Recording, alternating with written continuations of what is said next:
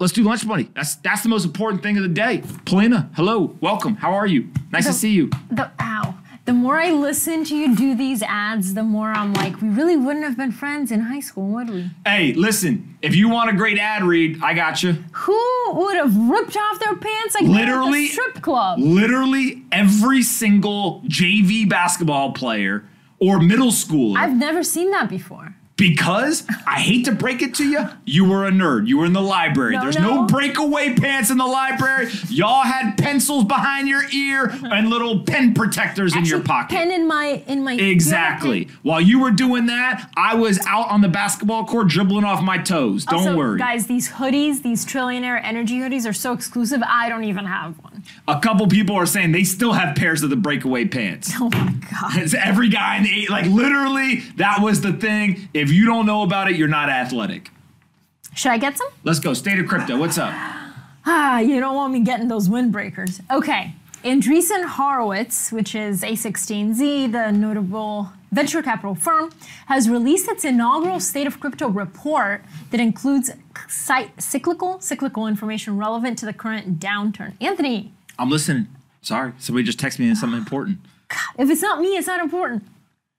Other key takeaways were related to Web3 benefits and Ethereum's continued blockchain dominance. So I read some of it, and I thought it was interesting that they were talking about the fact that the crypto market is driven by a cycle where strong digital asset prices attract talent into the space, developers innovate during a downturn, and the resulting projects will drive optimism once the bear market is over.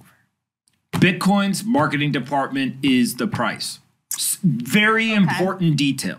Bitcoin's price is the marketing department. You have a decentralized organization, truly decentralized. The network is decentralized. The investors are decentralized. There's no CEO. There's no marketing department. There's no board of directors. There's no venture capital, none of that stuff. And so how do you get people to learn about it? Well, the price goes up. When the price goes up, the people who already hold it, they start talking about, oh shit, the price going up, all this stuff. The media starts to write articles about it. The price of Bitcoin is going up. The price of Bitcoin is going up. And then what ends up happening is the people who don't own any of it say, what is that thing? The price is going up, etc. And so the price ends up being this marketing department. But in every cycle, the price gets overheated and then there is a correction. And when there is that correction, there's some people who leave. There's churn. It's no different than if you and I started a mobile app and we had 0 users. What would we do? We'd go run a marketing campaign. When we run that marketing campaign, let's say 100 people came in. Now we have 100 users, but after 2 weeks, 30 of them leave. We're left with 70 users. We run another marketing campaign, another 100 users, 30 leave, 70 left. Now we got 140 total. That's what happens with the price is we continue to get these boom and bust cycles, but every time a boom happens, more people come in, they start learning about it. When there's a crash, some people leave. There's people leaving right now. Bear market, some people are leaving. But there's a lot of people who weren't here in the last bear market who are here now and they ain't leaving. And every single time this happens, more and more people end up being here. And what it does is it continues to establish the holder base being decentralized. We later, I think we're going to talk about, we just crossed over the number of Bitcoin wallet addresses on chain that have $300 of Bitcoin in it. We just crossed over 10 million wallet addresses now have met that threshold, which is an all-time high. All right, next. Oh, we weren't going to talk about it, but if you want to add a topic, I'm okay. I didn't have it in my topic list. No, you should have seen it. No, I'm going to talk about it later. Oh, separate. Okay, that's fine. Yeah. I thought that was like shade. Elon. See how paranoid she is? Don't shade me. Come on. Okay. Elon Musk said that, this is interesting. His $44 billion purchase of Twitter will not move ahead until he has more clarity on how many accounts are fake. He had estimated that 5% of the MDAUs, so monetizable daily active users, he thought it was fewer than 5%, were fake or spam accounts. But now he estimates it's around 20% of the accounts on Twitter are fake or spam. He never estimated it was 5%. They told him it was 5%. Twitter estimated in the filing that it was 5 or less. But so he's doing his due diligence now, and he's like, his due diligence includes I tweeted and I got bombarded with crypto spam. I don't think that's what it means. But no, literally, that's what he was talking about. Wait, what? Yeah, he was like, if you just look at 100 users, and he's like, how many of them are fake, right? And then the best part was, then he tweeted later and he said something like, the Twitter legal department just called me and said that I violated the NDA by saying that the sample size was only 100. Like, you got to be kidding me or something, whatever he said. And so it just goes back to this idea. There's no way that only 5% of the users are fake. No, zero chance, literally zero. There's very few things in life that are 0%. 0% chance, in my personal opinion, that there's only 5% of these users. Why? Because one of the great stats, every single day they claim that they are nuking 500,000 accounts. That they're getting rid of just 500,000 every single day. So if you start to add that up and you look at their total user base, you're like, okay, how accurate are they actually going to be? If they get rid of 500,000, you don't think maybe a couple of them survive? And guess what? When I tweet, just go look at the comments. You're like, dude, it's not that hard. Every single time I tweet, if this account goes ahead and posts live giveaway, nuke it. I report so many fake Anthonys on Twitter, like. So my guess is, by the way, that the only reason why he's doing this is he's trying to renegotiate the price. Oh, you think so? The price of all the tech stocks that fall. Yeah, and he's going to be successful in doing it. Can he do that after he already agreed? Of course, he can do anything. Why? Because he says, you guys told me that there was 5 users, 5% or less were bots. I actually think it's higher. Prove to me that that's true. And if you don't prove to me that it's true, then I'm not buying the company. And they're like, oh, shit, like we kind of have to sort of do this. This goes back to a conversation we used to have where you said, like, these companies, they basically make revenue based on their daily active users, but there's no auditing. No.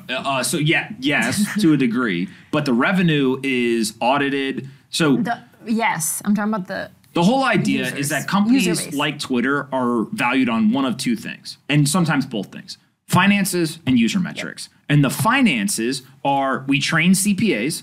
We have very clear definitions of what is revenue, GAAP, non-GAAP, net income, all this stuff. You have to report it on a quarterly basis. Mm-hmm. It's audited, and there are clear rules if you violate those rules. Right? There's clear punishment if you violate those rules. Outside of just fraud and all that stuff, there's also clear rules around misleading people. On user metrics, nobody's trained. There's no certification process. There's no equivalent of a CPA in user metrics. But why is it so hard to audit those? Well, hold on a second. The second thing is the companies don't even use the same definition. Your company may say a DAU is somebody who's been active in the last 24 hours. My company may say a DAU is the 7-day rolling average of users over a certain period of time. Yeah. So we're literally comparing not apples to apples. There's no clear standardization of definitions. The third thing is none of the metrics are audited. So how many times have companies said we have X number of users and they come out later and go, oh, 2 quarters ago, actually we miscounted and it's some different number. Then the fourth thing is that there is no clear rules or punishment for if they mislead people. Why do you think that is? Because most people are worried about finance. That's where most of the fraud, most of the problems happened in the past. And so when you start to get the problems in user metrics, eventually, it could be 20 years from now, eventually you'll have many of the same rules because the investors will demand it. Well, because user metrics, I guess, is such a new thing relative to finance, which has been around for, decades and decades and decades in, public market analysis. Yeah, this blows my mind. I always thought they would be audited. All right, Citigroup. But hold on, I was just gonna say, this chat is hilarious. I love that people are like, "What up, Diamond? What up, Waffles?" Is Toilet James in there? I don't know. Oh, you don't know about Toilet James? Go ahead. I don't know about Toilet James. Okay. He's like the new Moist. Oh, okay. Yeah. Is he looking for a job? No, come on. Toilet James gonna stay on the toilet. He won a Bitcoin giveaway one time while he was on the toilet. No, he didn't. Yeah, so we started calling him Toilet James. Oh, but that's not his actual user. Citigroup's shares got a boost from Warren Buffett, who just disclosed a big stake in the struggling bank. So a filing revealed that Buffett's Berkshire Hathaway added more than 55 million shares to build a stake worth 2.95 billion at the end of March. This is Warren's whole playbook, right? He's looking for these struggling stocks that he thinks are undervalued, and he buys a lot. Warren Buffett, classic Warren Buffett move. Sit on record levels of cash. Wait. Everyone, including myself, everyone's like, dude, let's go. Cool as a cucumber. Just waited, bam, stocks down, Now he's deploying billions. Still, I think has over $100 billion sitting there. He's trying to find a really big deal to go do.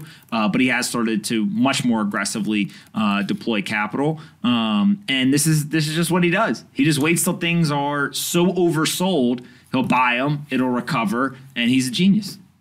So like it's more to me, actually, it's not about being quote unquote a genius. It's more about having the discipline and emotional control when everything's freaking flying. He's just chill. He's just saying, just chill, he's buying, just chill, right? just chill. Yeah, but now that there's blood in the streets, he's starting to nibble a little bit. So he was kind of not doing anything when things were hot. True. All right, next. Okay, this is fun.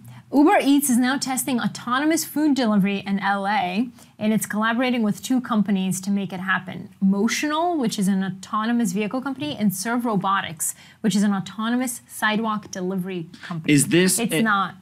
Okay. I think we have a visual maybe of the robot on the sidewalk. They look like humans? No, they're like yellow and boxy, and I think they just go and then open stuff like that. So like basically humans are now the delivery people of the robot. Like the robot's more mobility, but I still got to reach in there. Of course. Yeah, I mean, I don't know. How does it do it in an apartment? Was it going to get on the elevator? Probably. There it is. See? Well, that little fella does look kind of nice. Little fella. Yeah, that little fella does look pretty nice. So it's got a little screen so it could talk to people. It's people anthropomorphize it. See, you think it's cute. Do you want to tell the people? I'm not gonna say it's cute, but I am gonna say that little fella does look pretty cool. Let me just tell you a quick story. Anthony is the ultimate example of somebody who anthropomorphizes robots because. What does that mean? You think they're like human-like and cute, and you feel bad. No. See, I'm the opposite. I think that we're machines. Okay, that's not true. But we were watching a movie. What was the movie called? Chappie? Chappie. We couldn't finish the movie because the robot's arm got cut off, and he was like, "I can't. I'm shutting it off." Listen. Why gotta be a bad person? You watch war movies all the time. How are you upset at Chappie? Because it's human on human violence. The second we get to human on robot violence, like, hey, the robot, you programmed the robot so that it couldn't fight back. That's unfair fighting. He felt really bad for the robot. Just I think saying. I saw a tear. I'm not gonna comment nor deny. They chopped his arm off. I was like, damn. He was not happy. Next. Okay. Oh, this is a big. Hey, is this on? Listen, pay attention. Killjoy geologists say that it's not actually a doorway. No, what did they think it was? They found an alien door on Mars. We have a photo, I believe, of this too. Tell me this don't look like a door, ladies and gentlemen. A mysterious doorway on Mars. It's pretty cool. Oh boy! I don't know what that is, but that sure looked like a door to me. Okay. A geologist says it was probably formed by natural erosion. Oh, that looks real natural. That looks as natural as somebody making a door on Earth. So what do you think? What do you think is in there then? Man, I don't know what's in there, but I ain't going. I'll send somebody else. You ain't going in? I'm gonna send that little robot go deliver some food. Let me know if anyone takes it. I don't know what's in there. I don't know if it's a door, but all I do know is I ain't going through that hole. Because that hole looks like you end up in one of 3 places. Just deeper into Mars, already kind of weird. Second is you end up in like the equivalent of an ant colony, but an alien colony underground where they built all this stuff, and you walk in, you're like, oh, the people on Earth ain't gonna believe me on this one. Or the third one is you just walk in and you just disappear. Like you just, and everyone's like, where'd he go? And they're like, I don't know. And they're like, well, let's go get him. And you're like, but Mars is literally 16 years away to get there or whatever it takes. I guess he's gone. If I was gone on Mars, would you come get me? No. No. I'd have been, I told you don't go in the hole. I told you don't go through the door. John, your brother John said, not a door. Don't spread misinformation. John don't know nothing. John be the first person to be like, I wonder what's behind that door. No. As I was doing research for this, I also recommend you Google Mars UFO crash. That looks real to me. I don't know. Listen, that's the only conspiracy theory in the world that I'm like, you might convince me that maybe the aliens are real. The aliens are real. We are aliens to other aliens. Of course. You know? That's my whole idea, is that we're just machines. You got software and you got hardware. Machine, I don't care. Go ahead. What's the last thing? So it's Ask Lunch Money time, and because we're not having a lot of success. No, I saw people asking questions. Where? Well, you see, look, it's the problem. I saw a hashtag AskLM. Here's what we're gonna do. Can you tweet at us with the hashtag AskLM your questions? I am at Paulina_Marinova. Can you put that in the chat? No, I just said John is the man, but he ain't ready for the alien door. And I'll put my own. And then, Doorgate. They got Doorgate going on Mars. Oh my God, why is it going so fast? People love John. All right, what is the question? We don't have a question right now, so. Can I ask you a question? Sure. If you had to say now, what over the last 6 months is the number one lesson you've learned at post Sophia joining us as a new machine in our machine family? Wait, what have I learned about Sophia? Or just No, like life? just like life, being a mom. That you can get a lot of stuff done with very little time and sleep. I was thinking you would be like, Adrenaline. life is precious, or like, love is eternal. Of course. And then you just hit me with like, I'm a machine, I just can get a lot of work done. The adrenaline is pumping through my veins. What? Okay. But also, love is eternal. Babies are wonderful. I hear her crying. Okay. I hope you guys enjoyed today. Goodbye, Paulina. Bye. All right. You can go follow Paulina on Twitter. She's almost at 125,000 followers. That's pretty good. Not 25, 8. Oh. 125,000. Yeah, let me just teach you how to count.